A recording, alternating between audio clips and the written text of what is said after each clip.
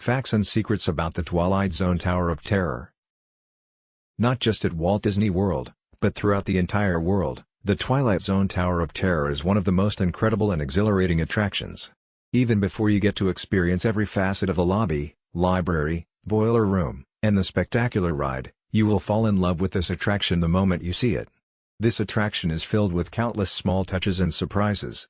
Here are 13 trivia and insider information about the Twilight Zone Tower of Terror.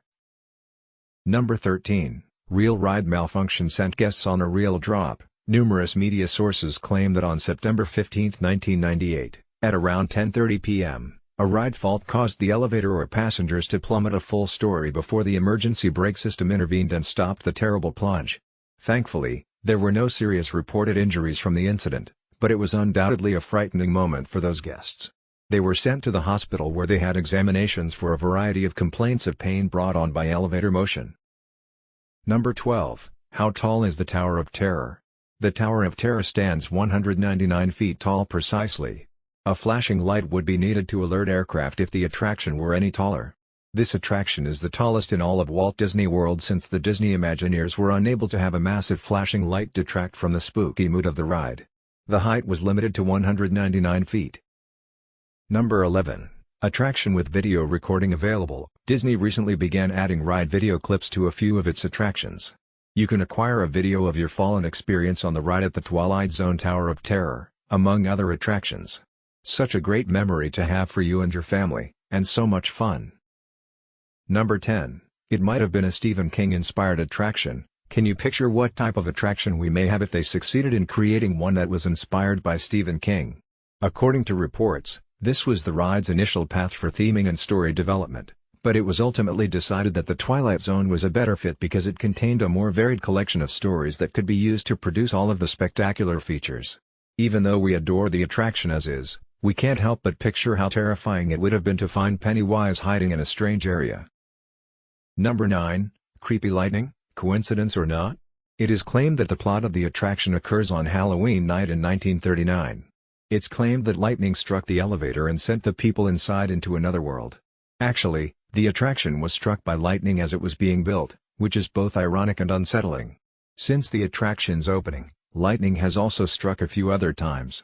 Is it a coincidence or have we arrived in the Twilight Zone?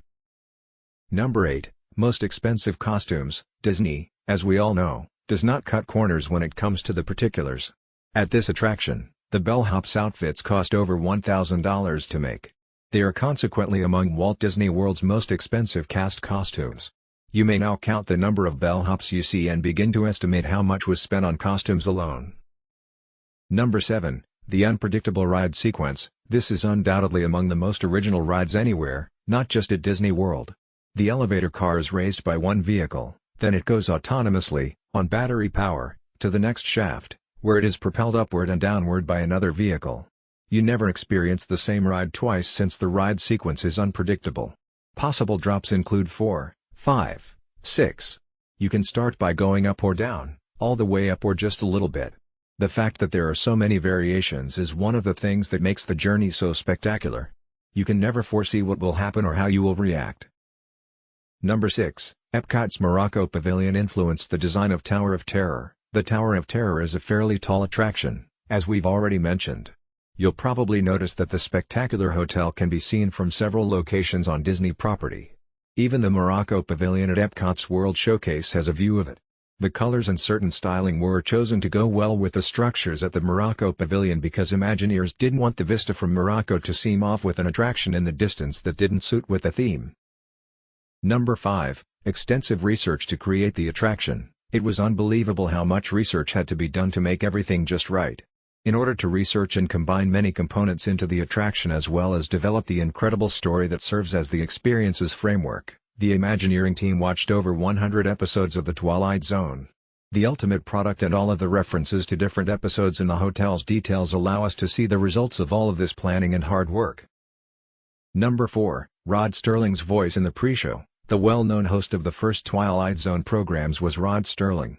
Although he died in 1975, the Imagineers wanted him to be a part of the Twilight Zone series because of his significance. To include him in the pre-show trailer and use his real voice, real audio and video excerpts from actual Twilight Zone episodes were utilized. In order to narrate the portions of the video that couldn't be made from the footage, voice actor Mark Silverman was employed. The performer who would portray Sterling's voice was actually picked by his widow, Mr. Silverman. What a wonderful way to honor and keep the Twilight Zone experience alive. Number 3, the lobby is quite impressive and detailed. The ride queue winds through the hotel's garden area and then through the lovely lobby as you wait in line for the attraction. When you enter the foyer, you'll notice lovely statuary and antiques. These decorations are not imaginary, rather, they are meticulously chosen artwork and antiques that complete the room. While many of the chairs are actual antiques, some pieces of furniture, like the couches, are reproductions from the period. A game of actual mahjong is now being played in the lobby. To prevent accusations that the game was staged, the Imagineers hired professional mahjong players to enter the room and play a real game for a while before leaving in the middle of it. There are numerous references to Twilight Zone episodes throughout the lobby, as well as a few remaining items and possessions that fans of the Twilight series may spot. The hotel lobby has also been vacant for a long time, so everything I've stated is covered in a thick coating of dust and webs.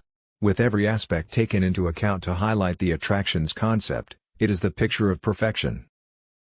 Number 2, can you stay in the Hollywood Tower Hotel? Regrettably, no.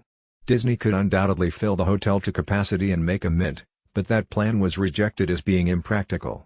Michael Eisner apparently considered attempting to turn the hotel into a fully operational hotel in addition to the ride, but the plan was rejected. The hotel's top floor has a room with lights on, but it's simply for show and, based on our best guess, no one actually stays there. Number 1, the Tower of Terror movie. There is a movie about the attraction since people love and adore the ride, as has been done for a few other favorite Disney attractions. Steve Guttenberg plays a tabloid-style reporter in the film, and Kirsten Dunst plays his niece, who he frequently dresses up to assist in taking pictures for his stories. They are brought to the Tower of Terror by circumstances in order to assist in unraveling the hotel secret and the events that have taken place there. Fans of the Tower of Terror will especially like this sweet and entertaining film. Thank you for watching.